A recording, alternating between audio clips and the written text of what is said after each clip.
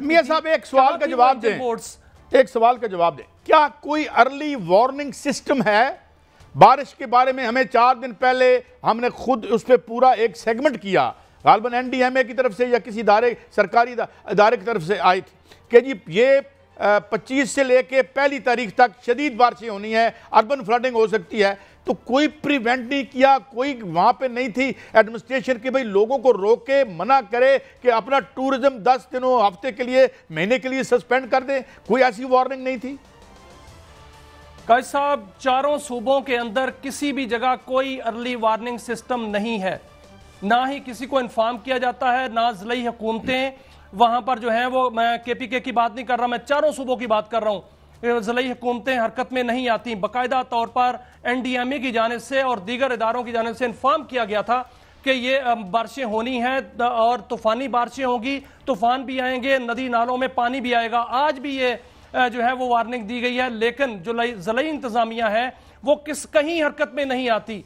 होना क्या चाहिए? होता यह है कि जब अर्ली वार्निंग सिस्टम होता है, SOPs ये हैं कि तमाम जिलाई जो इदारे हैं वो अपना काम छोड़ देते हैं और वो इस काम पर जो है वो शुरू हो जाते हैं कि दरियाओं के किनारों पर, नदी नालों के किनारों पर कोई जो है तजावजात है तो उनको हटा दिया जाए, वहां पर जो है फासती इंतजाम किए जाएं, वहां पर हेलीकॉप्टर जो है वो एक्टिव कर दिए जाएं, वहां पर एम्बुलेंसें जो है वो पहुंचा दी जाएं, बोट्स पहुंचा दिए जाएं, ताकि अगर कोई ऐसी सूरत हाल हो तो वहां को लोगों को निकाला जाए। आपने देखा कि पिछले साल भी ऐसा हुआ, उससे पिछले साल भी ऐसा हुआ कि लोग मदद को पुकारते रहे, एक दूसरे की मदद को पहुंचते रहे और वो पानी की नजर होते रहे। इस दफा भी यही हुआ कि लोग मदद को पुकारते रहे और पानी की नजर होते रहे। कोई अर्ली वार्निंग सिस्टम पर अमल दरामद नहीं होता, ना होगा, ना हो रहा है। आज मियां साहब सवाल तो यही है ना, उनके अंदर काजी साहब तजावजात बनाने की इजाजत कौन देता है? यही इंतजामिया देती है ना। नहीं, वो तो सारा एक आपको पता है नेक्सस है। कराची में भी देखें जो वो पानी के रास्ते हैं जाने के, उसके ऊपर आबादियां बनी हुई हैं। ये जो चाइना कटिंग है, जो ये सारा सिलसिला आपके सामने है। लेकिन हम आगे बढ़ते हैं। अब मियां साहब हमारे बारे में कहते हैं जी वो हो टैक्स कोई नहीं, जितना इनडायरेक्ट टैक्स इस मुल्क के लोग देते हैं। डॉक्टर इकराम उल हक साहब कई दफ़ा इसको यहाँ हमारे प्लेटफॉर्म से वजाहत कर चुके हैं और जवाब में हमें क्या मिलता है। ये आप मुझे ये बताएं कि अच्छा, पहले चलें, मैं ये इस खबर से पहले पेट्रोल और गैस की कीमतों से बात करनी थी आपसे, लेकिन इसमें मैं बाद में आता हूँ। KPK की गवर्नमेंट टूट रही है और हमारे इंतहाई हर दिल अजीज प्राइम मिनिस्टर साहब को 2/3 मेजॉरिटी भी मिल गई माशाल्लाह। तो ये अपना अब वहाँ क्या होने जा रहा है, और फिर ये जो इनके दरमियान थोड़ी सी चश्मिक भी है, कुछ पार्टी के लोग PTI के ये कह रहे हैं कि जी ये जो CM साहब हैं उनसे कुछ लोग खुश भी नहीं हैं। ये क्या काम है, ये क्या खेल है? इस पर भी थोड़ी बात करें, फिर ज़रा उस पर भी बात कर लेंगे। जो ये मियां साहब एक खबर और भी है, यहाँ आने से पहले मैंने देखी, जो क्या ये बात दुरुस्त है जो फैसला आया है उसमें सिर्फ 10 जज साहिबान के दस्तखत हैं और सलमान अकरम राजा साहब कह रहे हैं जी कि हमें अलग-अलग दें इनके फैसले, क्या किन जज साहिबान ने क्या किया। ये दोनों बातें हैं, इन पे आप कमेंट कर दीजिए या अपनी खबर दे दीजिए। देखें काजी साहब, आज सलमान अकरम राजा ने एक दरखास्त दी है। उन्होंने कहा कि 12 जो जज साहबान हैं उनके दस्तखत वाला फैसला जो है वो जारी किया जाए। उनकी दरखास्त नहीं ली गई, और वो दरखास्त क्यों नहीं ली गई इस हवाले से सुप्रीम कोर्ट के ऑफिस ने कोई वजाहत जारी नहीं की। लेकिन जो खबर आई वो ये आई कि सलमान अकरम राजा ने एक दरखास्त दी। उन्होंने कहा कि जो 12 जज साहबान थे उनका फैसला जो है वो उनको तहरीरी तौर पर जो है वो दिया जाए, लेकिन वो अभी तक नहीं दिया गया, ना ही उनकी दरखास्त जो है वो ली गई है।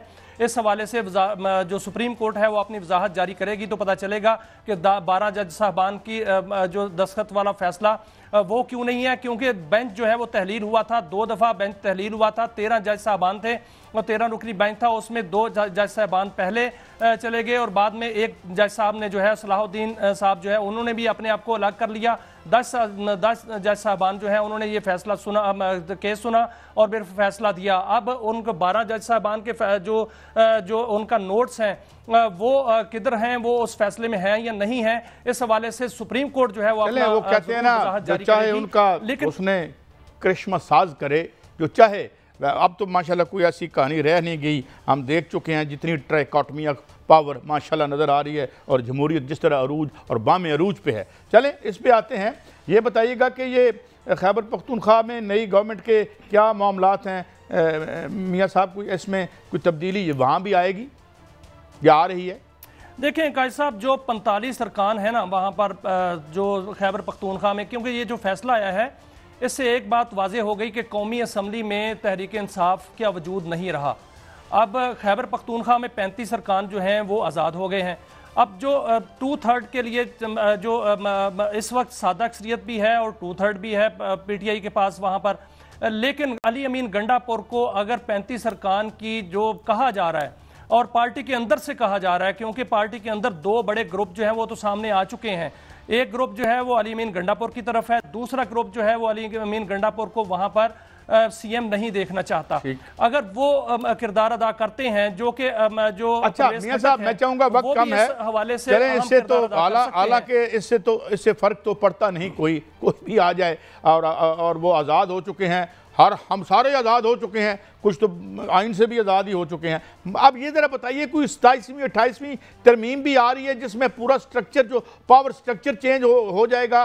जिस तरह से हमारे बड़े बड़े साफ़ी, मैं जिनका बड़ा फ़ैन हूँ जनाब नजम सेठी साहब भी, कल मैं उनका एक क्लिप देख रहा था, तो कोई ऐसी कहानी भी आ रही है ताकि हम तरक्की की बुलंदियों की तरफ ज़रा तेज़ी से बढ़ सकें मियाँ साहब? देखें कायद साहब, 27वीं आईनी तरमीम तो आ रही है क्योंकि हुकूमत के पास 2/3 मेजॉरिटी आ चुकी है। कल इलेक्शन कमीशन का इजलास होगा और इलेक्शन कमीशन इसका फैसला कर देगा और उसके बाद हुकूमत के पास फुल पावर होगी, हुकूमती इत्तेहाद कह रहा हूँ, कि वो कोई भी तरमीम कर सकते हैं। आप ये समझ लें कायद साहब कि ये जो सेटअप चल रहा है ये 2035 तक तो मौजूद है, क्योंकि ये जो कन्फर्म है कि जो 27वीं आनी तरमीम होगी उसमें भी कुछ हुक्म होंगे, जो रुकावटें होंगी वो दूर कर दी जाएंगी और 2035 तक ये मौजूदा सेटअप जो है वो चलेगा। इस सेटअप की जो शेप्स होंगी वो बदलती रहेंगी, इसमें कुछ एड्स होंगे, कुछ जो है वो लोग निकलेंगे, कुछ हुकूमत जो है वो कुछ अपनी हैयत तब्दील करेगी, लेकिन ये जो सेटअप है हुकूमती इत्तेहाद है ये 2035 तक इसी तरह चलेगा और 2035 तक तमाम निज़ाम। एक ब्रेक है मियां साहब, मैं समझता हूँ देखें आइन में तब्दीलियाँ भी होती रहती हैं, बाज़ औक़ात आइन भी रुकावट बन जाता है हमारे रास्ते में। जिस तरह भुट्टो साहब ने 5, 7, 8 जो है तरमीम कर दी थी, तो हम अगर 30, 35 कर देंगे मुल्क के वसी और रीज़ मफाद में तो क्या फ़र्क पड़ता है? ब्रेक है, ब्रेक के बाद हाज़िर होंगे, हमारे साथ एक मुअज़्ज़ज़ मेहमान भी होंगे। पेट्रोल गैस की कीमतें, महंगाई का तूफ़ान, एक तरफ ये है, एक तरफ वो देख रहे हैं आप मौसम हमारे साथ क्या कर रहे हैं और एक तरफ महंगाई क्या करेगी। ब्रेक के बाद